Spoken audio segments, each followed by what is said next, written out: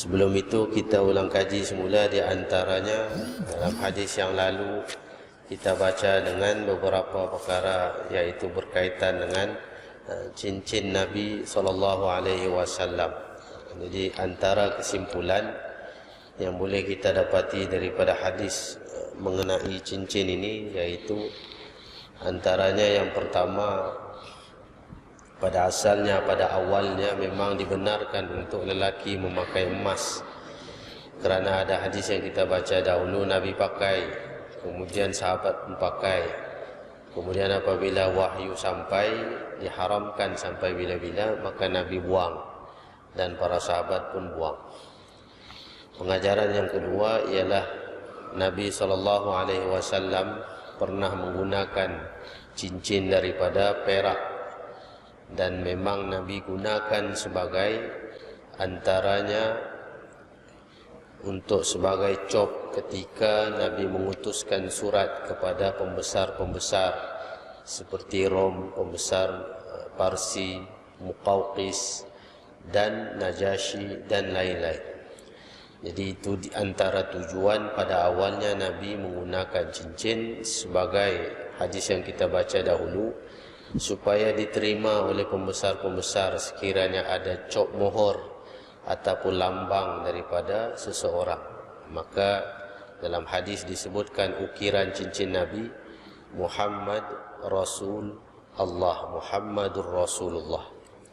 Pengajaran yang ketiga ialah dilarang seseorang membentuk cincin yang sama seperti Nabi. Seperti mana contohnya dia buat satu cincin, dia tulis juga Muhammadur Rasulullah. Dilarang, kerana kita sudah baca hadis tentang larangan tersebut. Pengajaran yang keempat ialah selain daripada emas, semuanya antaranya boleh digunakan, sekalipun cincin itu mahal harganya daripada emas. Seperti apa juga benda-benda yang lainlah, permata ke apa benda, tidak ada dalil untuk melarang. Cuma digalakkan kita memakai seperti mana yang Nabi sukalah, antaranya perak. Kemudian pengajaran yang kelima ialah sebarang bentuk emas dan campuran adalah diharamkan. Suasa ke, emas putih ke. Pengajaran yang keenam ialah Nabi SAW melarang kita menggunakan cincin pada dua tempat, antaranya pada jari telunjuk dengan jari tengah, sama ada kiri ataupun kanan. Kalau pakai cincin selain daripada itu dibenarkan, sama ada kiri ataupun kanan. Pengajaran yang ketujuh, yaitu Nabi SAW, kita baca dalam hadis yang lalu, Nabi pernah pakai di jari kelingking kiri. Kemudian pengajaran yang ke-8, cincin dipakai secara terbalik. Dalam hadis Nabi bahawa mata itu di dalam, antara dua sebab ialah yang pertama supaya memelihara mata itu daripada rosak. Kemudian yang kedua ialah Nabi bersifat tawaduk, tidak suka menonjolkan batu yang ada di luar. Tetapi tidak wajib hukumnya, sekiranya kita mau kasih terbalik pun, nampakkan pun tiada masalah. Cuma fungsinya tadi jangan kita sampai rasa sombong kerana rasanya ini batu ni mahal ni daripada Thailand, ni daripada Indo, ni daripada Mekah, ni daripada Yaman. Masing-masing berbangga-bangga dengan cincin masing-masing, maka itu terkeluar daripada sunnah Nabi SAW. Kemudian pengajaran yang keberapa? 8 ke 9, yaitu Nabi lebih banyak menggunakan di sebelah kanan, walaupun tidak ada larangan untuk memakai di sebelah kiri.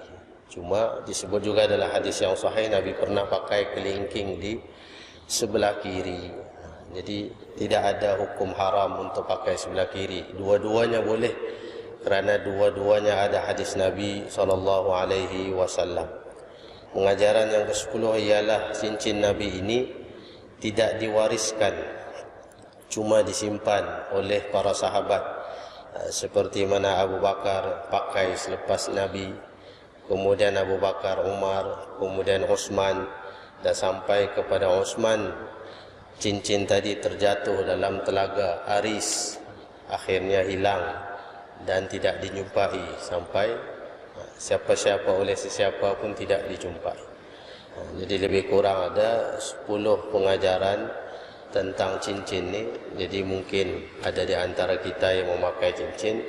Mudah-mudahan kita dapatkan sunnah Nabi SAW, cara, hukum dan perkara yang berkaitan dengan cincin Nabi SAW.